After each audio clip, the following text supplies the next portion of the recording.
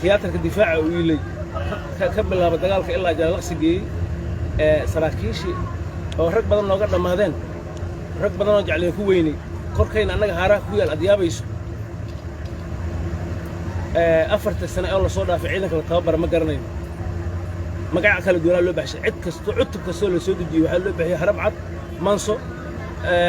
jalalaq duufaan soo boode mara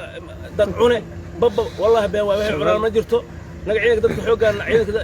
dalka xooggaan nahay ma doonayno dalka in dib loo dhigo ciidankuna waa hal taliya waxaan u qaadayna boolis ha ahaado militari ha ahaado cid kasta ciidankooda qalabkiisa waa hal waxaan la difaacaynaa sharciga ma difaacayno sharci darro ma difaacayno nin wuxuu yiri ma difaacayno isheeg dad hujuuman oo kamid yahay sidaan maqalnay gudoomiyaha baarlamaanka ninka hadda ku fadhiyo ninka ragga hayo jawaariga meesha waa laga jiiday waqti waa sharciga isku haayo dawladnimada waa baarlamaanka markaa maqasho gudoomiyaha baarlamaanka ma xukunto dawladda madaxweynuhu ma xukunyo mana jiidi karo waxyaabahaas waxay keeneen caburiska waxay keeneen qatar ta hadda taagan oo meel looga leexda lahayn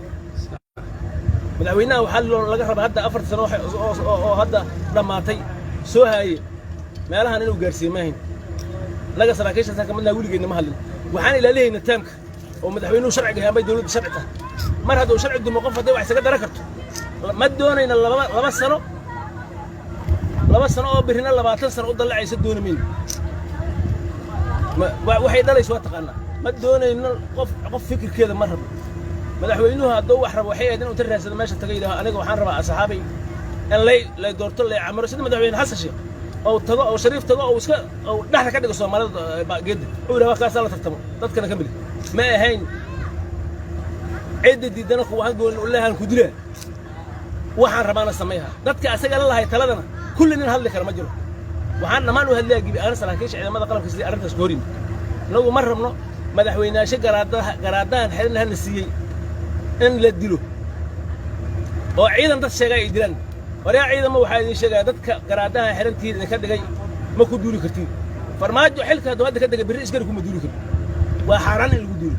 madaxweynaha ha aad meesha laga soo xiray oo shalay kala yimid madaxda dawladda adduunka weela si farsama laakiin dagaal waadi waxaan kaloo rabaa in halka ugu mahad celiyo labada madaxweyne ee saacadaha hadda ciidamada ay u dabaaldegayaan موقف كأي قاتل أو كان أنا قاعد قبله وضل كانوا صدق على كدعين ضل كنا دور شحال على أوجله أو دكتاتور رمك سهور جيس أنا قاعد إيري ضل كطلبوا بها عد كسوان ملح دول الجبلة وحيليهن أهمية جارة أو الله سيو أو اللي قلت حقلي ضل المسؤول كين ديجان ضل إسكت صعود شخصي ما دولة ده حين إذا توكل إلى ذا ضل كعبور سوى بهنا وحال الشرياني كيوري ميدان ماذا حوين قرقر ماذا حوين جود لا أد يعني يكون مهد عليها أد أي سراكيش علم قلب كزيارة أفضل والله يكون قلب مهد علينا يان وأنا سود وين إن أقول كان قارتين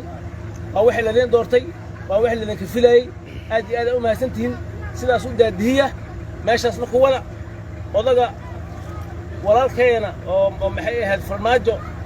وعليها مدح ويني وصوش قيسي وأكوهم بليها ماشي ما هذا الدكتور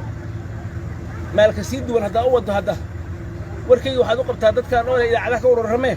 ماشي يقول هذا ترتيبك هسوالن سن دقن كوسو عقد سن دقن هذا يوقف ويسك قاعدة كرتو وعن كل شيء